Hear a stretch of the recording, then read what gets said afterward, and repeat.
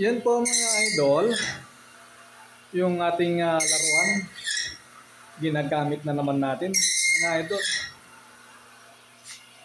Lapitan natin. May dumating kasi na Lovejoy na malaki mga idol. Super laki ng Lovejoy na dumating na to.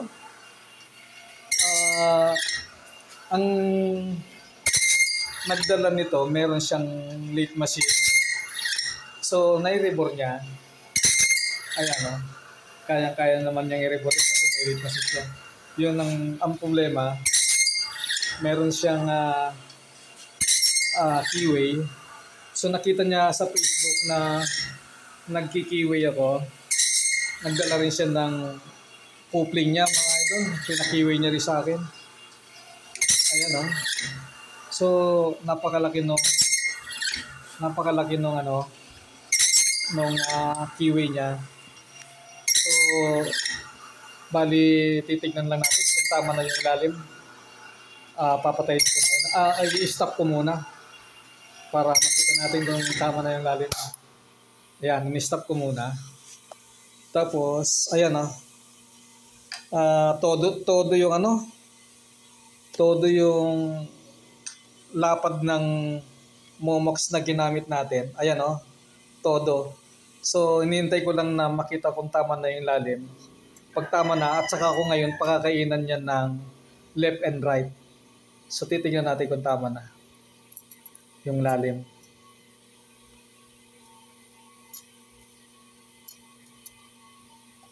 Konti pa mga idol. Ayaw pang pumasok. Pero gumigilid na. Gumigilid na yung caliper natin. So, konti na lang, papasok na, tama na yung lalim.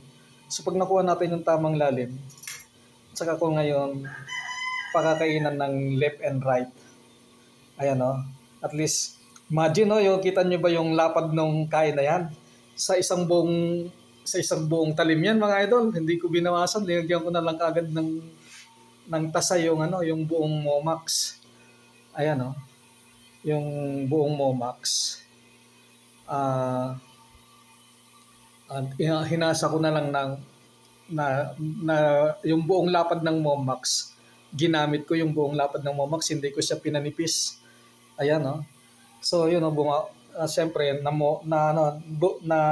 kumorte doon sa keyway natin. Ayan o. Kumorte. Ngayon, konti pa yung lalim niyan.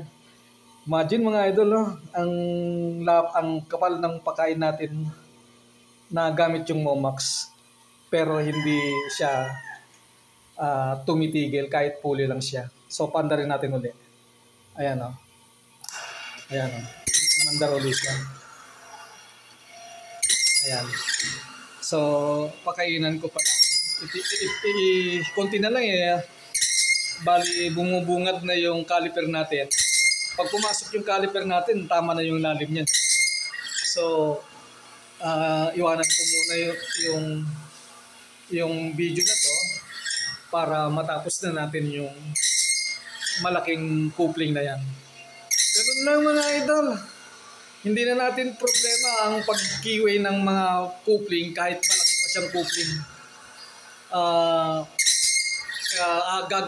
Aayusin natin yan. Kaya lang pagka malaki na yung coupling na ginagawa natin, kailangan natin ng support. Ayan, gumawa ko ng support. Hindi ko pa lang napinturahan yung support. Yan, ito, bibilugin yan para maganda. Yan, bibilugin yan. Para hindi naman nakakabangga ng kamay o ng braso. Kailangan mabilog natin yan. Suporta yan, no? Tingnan mo, imagine.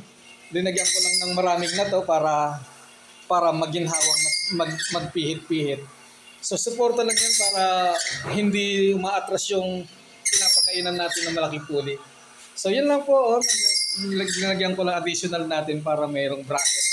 May suporta yung para pagka pinapakainan natin yung malaking puli, kahit na malaki yung talim, at pinapakainan natin yung malaking hub o malaking coupling, kahit malapad yung talim, hindi siya maka-atras dahil may umuumpog na suporta. Ayan. Yun lang po. Salamat. Bye-bye.